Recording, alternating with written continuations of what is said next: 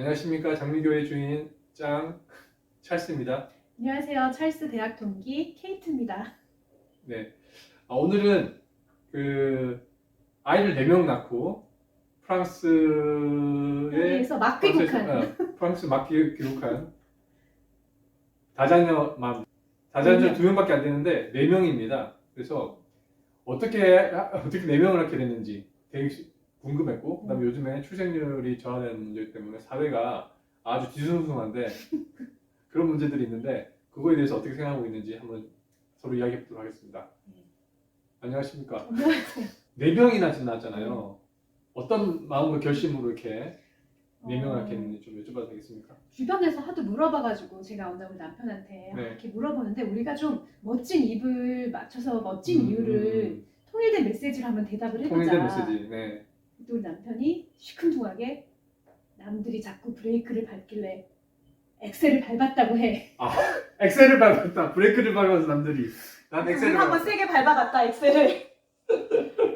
그래서 표면적인 이유는 엑셀을 질문하는 사람에 따라 다른데요. 네. 주로 이렇게 교회 분들이 질문하면 주님이 귀한 생명을 맡겨주셨습니다. 이렇게 저희는 네. 순종했습니다. 이렇게 말을 하고 친구들이 물어보면 너 외국에 있으면서 정신 못 차리고 있냐?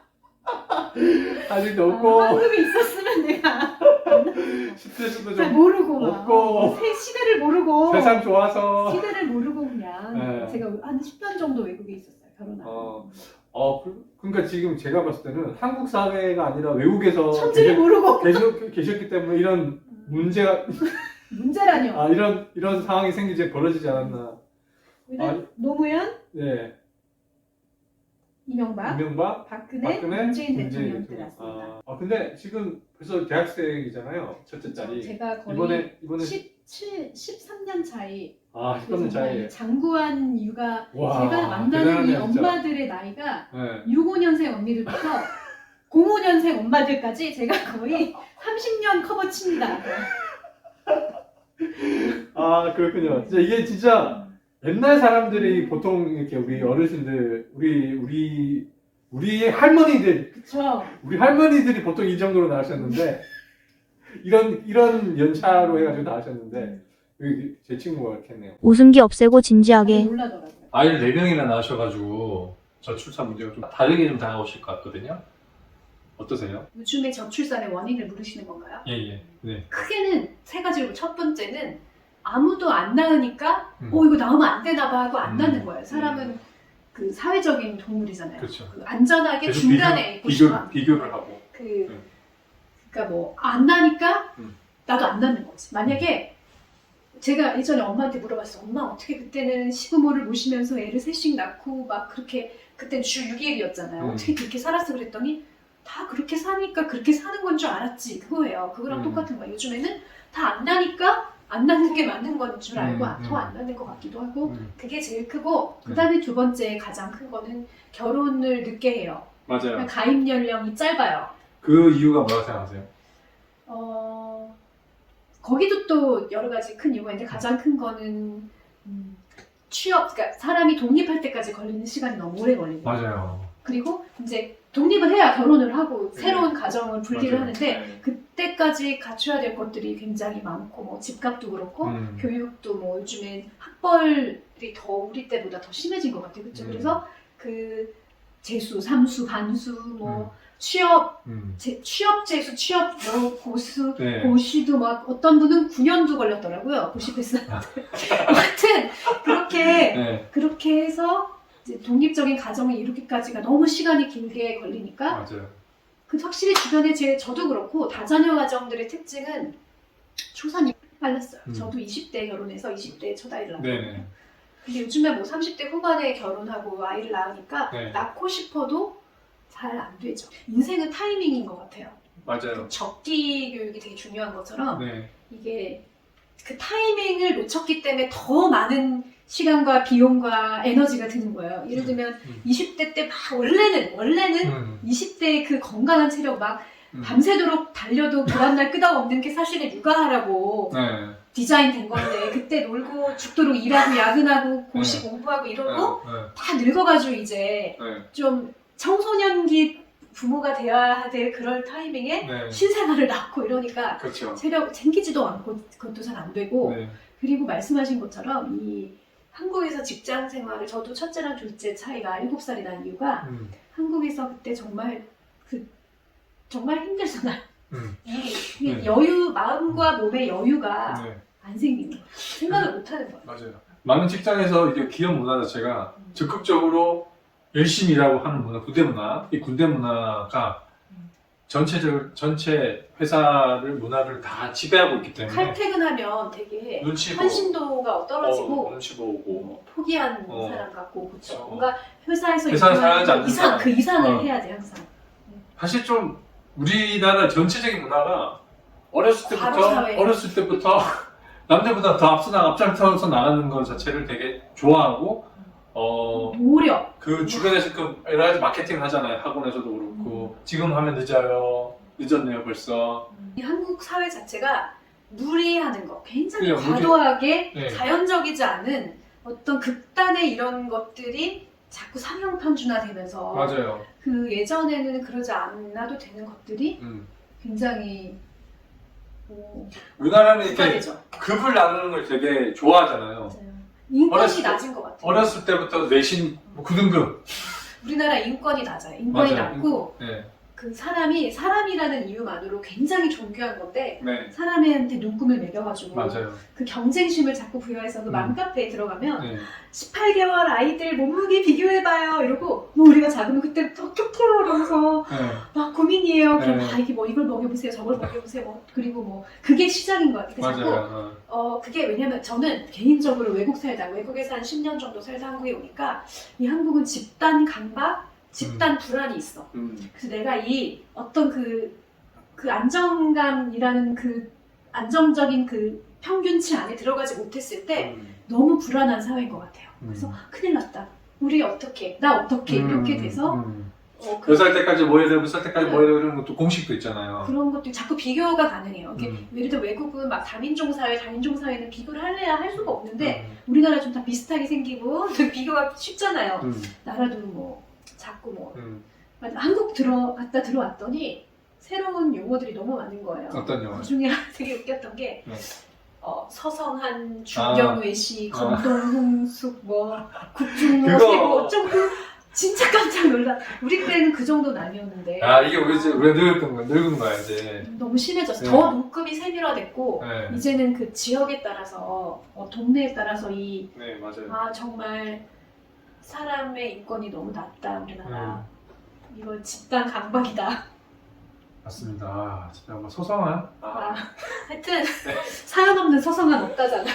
그래서 반성하고 죄송하고 그게 모든 것의 문제 시작일 수 있어요. 너무 이 사람들이 눈금을 매기고 이러니까 사실 남녀가 만나서 사랑하고 결혼하고 아이를 낳고 이런 게 인간의 그 본성이거든요. 기본적인 눈 맞아서 결혼한다고 그러지 뭐.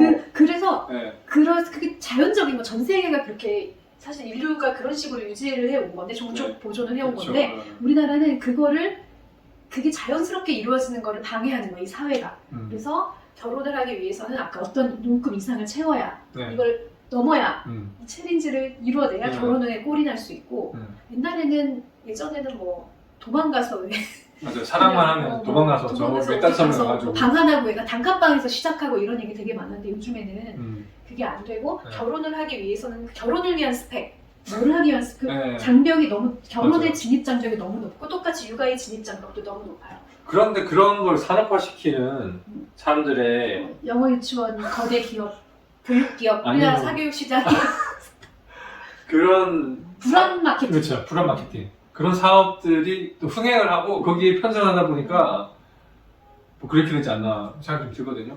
뭐 예를 들면 저 같은 경우 예전에 결혼할 때 보면은 결혼 중개사?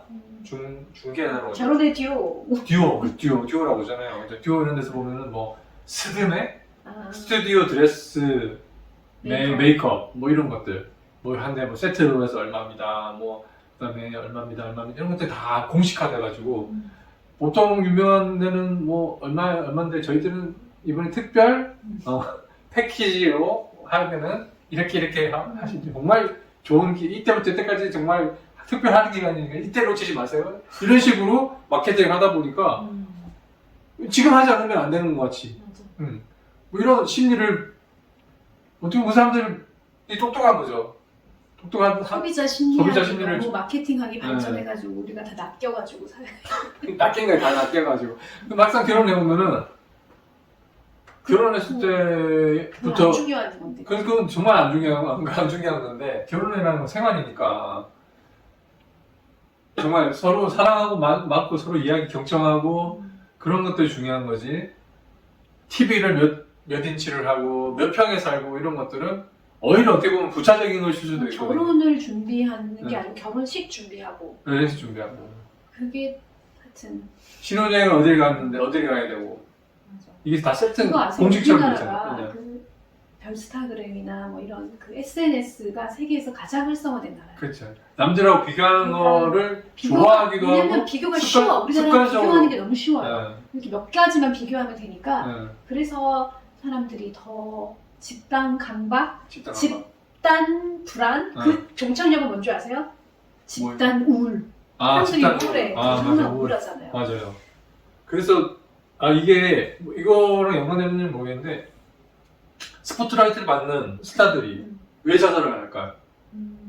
심리적으로 굉장히 힘든 거잖아요. 이렇게 힘든 부분인데도 불구하고 가면을 써야 되잖아요. 멋있는 모습 보여줘야 되고 웃는 모습 보여줘야 되고 그러다 보니까 속으로는 멍이 드는 거죠. 가짜로 사는 거잖아요. 그렇죠. 가짜로 사는 거죠. 그러니까 우리가 저는 계속 그 유럽이나 미국이 뭐 더 선진사회 이런 걸 얘기하는 게 아니라 그냥 자연스럽게 사는 거를 우리가 우리 대한민국이 자연으로 돌아가서 좀 자연스럽게 삽시다. 우리 무리하지 말고 네. 자연스럽게 좀 사는 게 필요한 것 같아요. 우리 애들이 이렇게 유럽에 살다 보면은 이렇게 막 여행을 동네 뭐 프랑스를 제가 살았는데 프랑스에 이렇게 주변에 여행을 가면은 항상 놀이터를 보면 와 하고 뛰어가요. 와 그거는 모든 아이들의 전 세계 아이들이 아이들이라면 놀이터를 못 뛰어가요. 근데 만약에 뛰잖아 각도가. 만약에 아이들이 놀이터를 보고 뛰어가지 않잖아요. 네. 아픈 거거든요. 그치. 우리가 아팠을 때 놀이터를 보고도 이렇게 못 가더라고. 근데 지금 우리나라 애들 놀이터에 갈 수 없어. 아이들 자체가 저 학원 가야 돼요 하고 놀이터를 시큰둥하게 지나가요. 맞아요. 그거는 아픈 것 같아. 저는 그게 자연스럽지 않은 것 같거든요. 근데 그 놀아야 할 때, 뭐 쉬어야 할 때, 뭐 결혼해야 할 때, 뭐 이런 자연스러운 거를 자꾸 타이밍을 벗어나고 제약하고 가짜의 모습으로 살려고 하다 보니까 우울해지고 힘들어지고 사회적인 비용도 많이 치르고 개인적인 것도 많이 돼서 그냥 사람이 좀 자연스럽게. 근데 진짜 생각해보면은 좀 힘든 게 뭐냐면 우리나라에서 예를 들면 대학교 안에 뭘 해놓지 않으면은 채용하는 입장에서 채용을 많이 해봤습니다. 채용하는 입장에서 뭐지? 이력서를 딱 보고 나서 이 친구는 뭘 했지? 왜냐면 다른 사람들은 이렇게 스펙을 쌓았는데 뭐 했지? 이런 것도 사실 있긴 해요. 그래서 이게 갑자기 좀 스케일이 그게 커지는데 저는 갑자기? 그게 아까 우리나라 인권이 좀 낮은 것 같다고 했는데 그게 좋은 회사를 들어가야 사람 구실을 좋은 임금 그게 정규직 비정규직 임금 차이가 우리나라가 OECD 최고거든요. 그러니까 저는 오히려 그거는 노동시장 그 구조를 개혁해가지고 예를 들면 프랑스는 의사나 배관공이나 비슷하게 벌어요. 왜냐면은 의사들은 그만큼 세금을 많이 내고 배관공의 임금이 높기 때문에 그래서 아이들이 굳이 안 되는데 막 의대를 가려고 하지 않아요. 근데 의대는 그걸 좋아하고 머리가 이상한 애들이 가는 곳이지 막 이렇게 왜냐면은 그만큼의 보상이 정말로 따르지 그 임금 차이가 크지 않기 때문에 그렇고 그러니까 그냥 일을 자연스러운 일 있죠. 사람이 사실은 이 인간은 육체 노동을 하고 살아야 되는 종이잖아요. 그러니까 몸으로 하는 일을 해도 인간적인 기본적인 그 생활이 가능한 사회가 그쵸. 되게 선진 사회인 것 같아요. 우리나라는 그냥 몸으로 하는 사람들은 굉장히 힘들어야 되고 그러다 몸 다치기라도 하면 보호가 안 되잖아요. 그쵸. 그래서 재해 막 이런 거. 그래서 정규직, 노조도 굉장히 중요하고 노동법도 중요하고 임금 격차, 남녀 임금 격차 1위 우리나라. 그런 것도 그쵸. 굉장히 중요한데 그런 것들이 받침이 되지 않으면서 자꾸 좋은 회사를 들어가야만 어떤 수준의 우리가 원하는 삶을 살 수 있는 구조가 문제인 것 같아요. 그래서 한편으로는 여러 가지 노동조합이라든지 이런 데 데모를 하고 심하게 하잖아요. 저는 처음에 그거에 대해 부정적으로 생각했어요. 이렇게까지 해야 되나 싶었는데 좀 이해가 되긴 해요. 그렇게 평화롭게 이야기를 갖다가 정부에다가 이야기를 해도 안 들어주니까 안 들어주니까 그런 방법을 쓸 제가 수밖에 없잖아요. 프랑스 살면서 네. 한국이랑 제일 크게 차이가 느낀 게 네. 프랑스 사람들은 자기 책임도 나라 책임이라 그래요. 아. 다 내가 이게 다 나라 책임이고 근데 우리나라 사람들은 나라 책임도 다 자기 책임이래. 그러길래 내가 젊었을 때 좀 더 열심히 내가 학교 때 공부를 안 해서 그렇지 내가 노력을 안 해서 그게 아니거든. 우리나라보다 노력 많이 하는 나라 어디 있어? 그치. 우리나라 청소년들보다 많이 하는 것 공부 같은데. 많이 하는 네. 애들 없어요. 그래서 저는 우리나라가 이제 좀 그런 불평불만 나라 탓도 좀 하고 이 구조를 바꿔야지 이게 개인의 노력으로만 맞아요. 돌파하라 그러는 게 저는 더 이상 노력할 수 없습니다. 우리 좀 그만합시다. 그만 노력해요. 우리 자연스럽게 살아. 그러게. 어렵네. 그리고 저 같은 경우는 그것도 있는 것 같아요. 우리가 지금 40대 중반인데 딱 낀 세대 같아요. 무슨 세대냐면 위에서는 부모님이 한 분 두 분씩 돌아가시고 그다음에 아래로서는 자녀들이 이제 뭐 고등학교, 뭐 중학교보다 빠르면 대학교까지 가고 이런 세대이기 때문에 자녀 부담, 자녀 육아 부담과 부모님의 봉양의 부담 이 두 가지가 섞여 있는 사실 되게 힘든 그런 상태에 끼어 있는 그 세대인데요. 일단 사람들이 아둥바둥하는 이유가 네. 내 인생 내 책임, 아, 나라에서 책임을 안 져주니까 네. 그 유럽 사람들은 미국 사람들에 비해 굉장히 이렇게 레이백한 삶을 살거든요. 왜냐면 일단 65세 지나면 나라에서 책임을 져주니까. 네, 그러니까 그 전까지 일하는 거는 뭐 많이 일하면 많이 세금을 내요. 그리고 조금 일하면 정부가 도와주고. 그러니까 굳이 무리를 안 해요.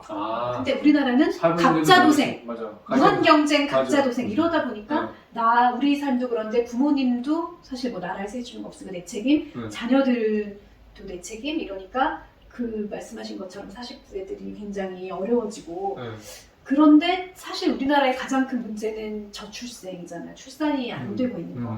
그래서 나라에서 엄청 돈을 많이 썼는데 돈을 잘 못 쓰는 것 같아요. 저는. 그래서 이게 같은 돈을 쓰더라도 좀 효율적으로 쓰고 하면 될 텐데 뭐 무지하게 돈을 썼다고 그러는데 별로 느껴지는 건 없는 것 같고. 그 출생 정책은 유인책이 되면 안 되고 자 이거 해줄게 좀 나봐 10만 원 줄게 20만 원 뭐 출생 축하등 이러면서 그렇게 유인책이 되면 안 되고 보상책이 돼요. 확실한 보상책. 그래서 예를 들면 독립운동을 예를 들어볼까요? 독립운동하면 막 3대가 망하는데 누가 해요?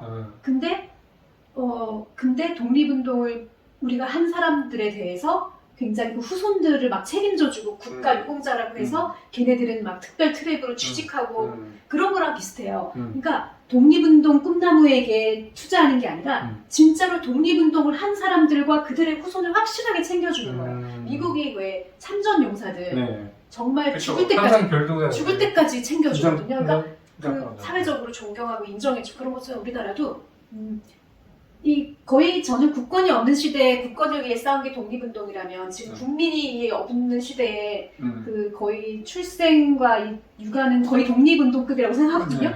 그 출생한 다자녀 가정들한테 실질적으로 저출산에 맞서서 뭔가를 한 사람들이잖아.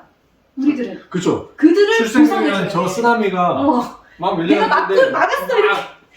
가임 여성 4명 미래의 가임 여성 4명. 그런 사람들한테 확실하게 보상을 해주면 그쵸. 그러면은 밑에 젊은 세대들도 와 내 생나니까 집 줬어 대박 그러면 너희들도 나 할 수 있어. 아니 저는요 말씀을 그렇게 하셔서 죄송한데 누구나 그 결혼해가지고 아기를 낳으면 팔자가 펴지면 적어도 됐다. 이제 나는 안 굶어 죽는다. 저거 그지. 그렇게 말씀을 이렇게 좋은 단어 생각 안 나가지고 그러는데 살아가는데 문제가 전혀 없다. 출산이 스펙인 사회. 출산하고 나면은 이제 직장 다닐 필요가 없게 만들어야지. 옛날에 프랑스가 그랬어요. 이제 이민자들이 와서 애를 셋 낳으면 됐다. 이제 우리는 먹고 살 걱정 없다. 근데 문제는 이렇게 이민자들만 자꾸 애를 낳으니까 그 정책이 바뀌어서 나중에 바뀌었는데 뭐 그런 거 비슷하죠. 근데 사실 국민을 낳아준 거에 대해서 국가가 그만큼 보상을 해도 그 아이 국민이 너무 지금 없으면은 우리나라는 정말 심각하기 때문에 그 정도 해도 괜찮다고 생각해요. 이 출생 그 연령별 이렇게 인구 수를 비교해 보면은 지금 어르신들이 다 돌아가신 정도가 2060년도인가 하면은 3천만 명밖에 안 남는다고 하더라고요. 3천만 명만 남는다고 하더라고요. 근데 우리나라에 네. 오고 싶어하는 외국인들이 많아요. 여기 살고 그건 싶어. 맞죠. 그러니까 외국인들이 그러면 다문화 사회가 될 것 같습니다. 통일을 하면 우리가 뭐 통일 문제를 대박론. 해결할 수 있다라고 했는데 저는 그것보다 저거 같아요. 그러니까 사람을 정말 소중하게 생각하고 사람을 사람으로. 사람을 생각을 해서 사람만 희망이다. 사람을 비용으로 생각하는 맞아요. 문화. 맞아요. 애를 하면 난 얼만데 애를 한 명 더 낳으면은 얼마를 받는데 뭐 이런 식으로만 생각하다 보면은 애를 낳아도 그걸 길러도 맞아.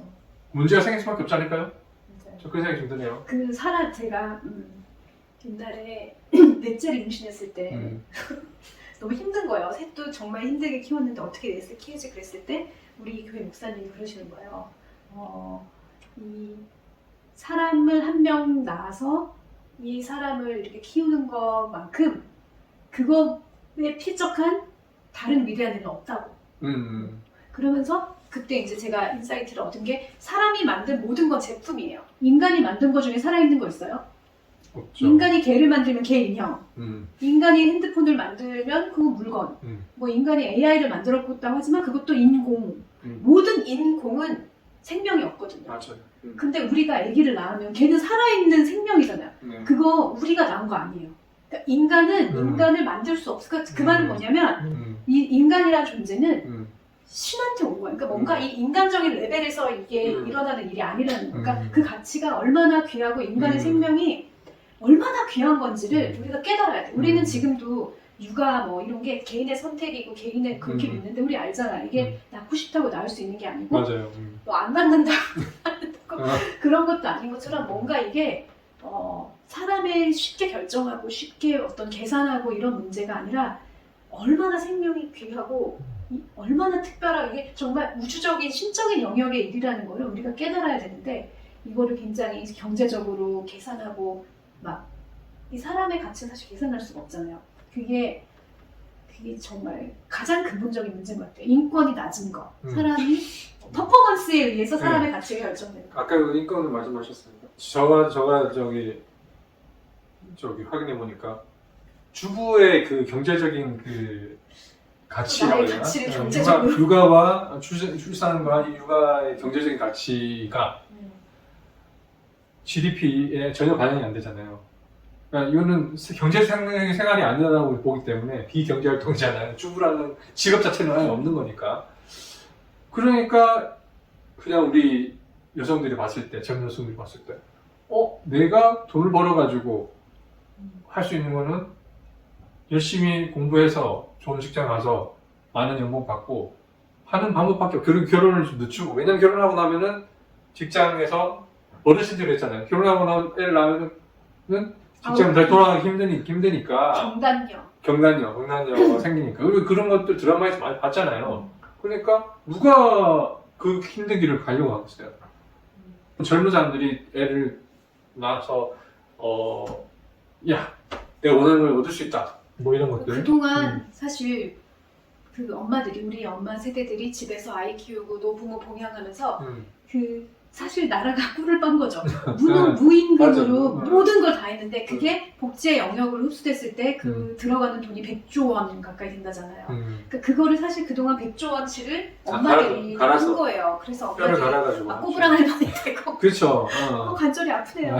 그랬는데 진짜 좀 무릎이 아파요. 그치. 관절이 아파요. 근데 그 여성의 그러니까 가정을 지키고 육아하고 이 돌봄 노동이죠. 이거에 그 국가가 어느 정도의 국가뿐 아니라 기업도 저는 그 모든 것의 최고 그 엄마들이 키운 아이들이 결국은 기업에 가서 일을 하면서 이윤을 창출하잖아요. 결국 기업의 사회적 책임이 더 강조돼야 된다고 생각을 해요. 우리가 그걸 좀 너무 간과하고 있는 것 같고 그리고 말씀하신 것처럼 이 여자들이 아니면 뭐 남자들이라도 이 육아나 다음 세대를 기르는 이것에 대해서 뭔가 크레딧을 국가나 기업에서 줘야 된다. 국민연금이 없습니다. 제가 국민연금을 주세요. 국민연금도 없고. 네. 그래서 저는 물론 아이들 너무 사실 키워보시면 알겠지만 너무 사랑스럽고 귀엽잖아요. 그쵸. 별로 애를 안 좋아하는데도 그래도 일단 낳으면 사랑하면서 다 키우거든요, 사람들이. 근데 제일 힘든 거는 너무 힘들고 고달프고 쉬지를 못하는데 아무 보상이 금전적인 보상이 없는 게 좀 애들이 아기 때는 나라에서 무슨 육아수당이라도 줬는데 응. 초등학교 들어가잖아요. 끊기잖아요. 다 끊겨. 끊기잖아요. 그냥 계속 학원 비용만 더 네. 생기니까 아 그래서 그런 보상이 있으면 좋겠다. 한 달에 애 키울 때 들어가는 비용이 맞벌이를 하게 되면 두 맞벌 한 중에서 한 분의 급여가 다 들어간다. 뭐 200만 원, 300만 원 들어간다고 이야기를 하잖아요. 그러면 지금 4명이니까 한 돈 1,000만 원씩 써야 되는 상황이었는데 아니 근데 불가능해요. 3명 사실 넘어가면 제 동생이 애가 셋인데 그 어떤 일이 있어서 좀 그 대체 쉽게 말하면 이모님을 구하려고 하는데 애가 네. 셋인 집에는 이모님이 오지 않아요. 왜냐면은 아, 3명이라고 세배를 드리지는 못하잖아요. 아, 근데 애가 하나인 집도 지금 이모님들을 모셔가는데 네. 뭐 왜 특별한 이유 없이 아. 결국은 그래서 그치. 혈연에서 그 딸을 시집 보낸 그 부모님들, 어머니들 같은 네, 경우는 그런 게 AS. 싫겠다. 싫겠다, 진짜. 그러니까 이제 다자녀를 낳으면 만약에 내가 일을 계속하고 싶으면 또 다른 여성들이 또 네. 희생을 해서 그렇죠. 빼먹어야 그러니까 계속 여성들끼리 싸움인 거야. 돌려막기 돌려막기. 폭탄지. 그러니까 네. 회사에서도 그렇잖아요. 한 명이 빠지면 누군가를 대탈 찾아야 되는데 대체력을 찾아야 되는데 그게 힘들다 보니까 괜히 화살이 나간 사람한테 맞아. 임신한 사람 그다음에 결혼한 사람 애를 출산한 사람한테 알게 모르게 축하해줘야 되는 부모님들도 불구하고 그렇게 가는 것 같습니다. 그 순간이긴 하지만 그 순간순간에 모여가 결국 문화가 돼버리니까 네 많은 이야기를 했네요. 무슨 이야기부터 하죠? 오늘의 결론은 네. 누구나 아이를 낳고 키울 수 있습니다. 몸빵하면 됩니다. 몸빵. 원래 인생은 몸빵인 것 같아요. 몸빵. 오늘의 결론은 인권이 중요하다. 네. 근데 이 생명을 자꾸 돈으로 계산하려고 하면 안 되고 계산할 수 없는 거죠. 그게 좀 모순되는 게 네. 그래도 뭐 출산 혜택을 주세요, 국민요금을 주세요 이런 건데 네. 그러니까 내재적인 가치의 측면에서 우리는 인권을 존중해야 되고 그 다음에 이제 사회적으로는 기업이 국가도 그렇지만 기업이 이 출산과 육아 부분에 대해서 사회적인 책임을 감당해야 된다. 왜냐면은 기업들이 가장 수혜를 받고 있거든. 그리고 가장 큰 타격을 볼 거예요. 왜냐면 이렇게 인구가 줄잖아요. 국적기업 어떻게 할 거예요? 뭐 출판사들 뭐 다 어떻게 할 거예요? 이 아이들이 그러니까 이렇게 내수 자체가 내수가 위축되지. 그게 그렇습니다. 100년 기업 만들려면은 국가 신경 써야 되는 것 같아요. 그 노키즈 젊은 부부들 에게 제가 한 가지 해주고 싶은 말은 외로움은 암보다 해롭다고 합니다. 이게 장기적으로 봐야 돼. 지금 젊을 때야 좋지만 사실 50대, 60대, 70대, 80대 가보면 저희 부모님이 맨날 그러세요. 아 애들이 없으니까 웃을 일이 없네. 그러고 맞아. 이 어린 새생명들이 주는 맞아요. 그들만이 줄 수 있는 기쁨이 있어요. 맞아. 그 기쁨을 지금부터 차단하지 마시고 장기적으로 보면 생명을 낳는 것이 그 다른 어떤 것보다 남는 장사, 남는 자자. 영원한 장사. 남는 자자. 그리고 솔직히 태정태세 문단세부터 이렇게 생명이 나한테 왔단 말이야. 지금까지 내가 여기 있다는 거는 그치. 2000년 전에도 누가 있었다는 거고 그쵸. 그 조선시대 고려시대까지 뭐 어떻게 해서 지금까지 나한테 온 거야 이 생명이. 그거를 내 대에서 끊으면 그거 좀 막둥이 너무 귀엽죠. 언제적 사진? 뭐 막둥이 돌사진. 그 사진. 이 셋째. 일단 안녕. 여러분 다자녀를 낳으면 소음과 분진에 강해집니다. 웬만한 소음, 웬만한 분진에도 그렇네요. 평안을 유지할 수 있고 그쵸. 회복 탄력성이 커집니다. 네. 다음 시간에 뵙겠습니다. 안녕. 안녕. 감사합니다. 아와.